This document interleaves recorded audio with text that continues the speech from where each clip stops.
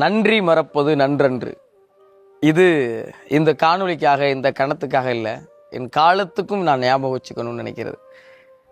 எல்லோரும் சேர்ந்து இதை என் கையில் தூக்கி கொடுத்துருக்கீங்க. ரொம்ப கனமாக இருக்குது.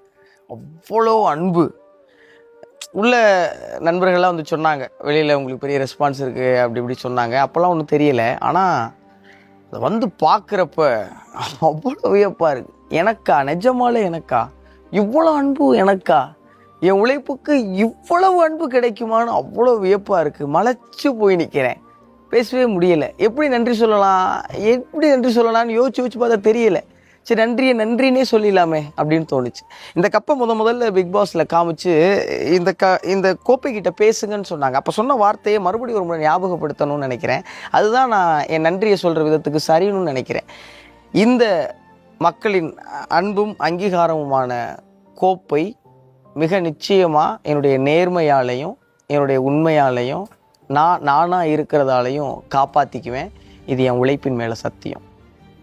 நெஞ்சம் நிறைந்த நன்றி உங்கள் எல்லாருக்குமே.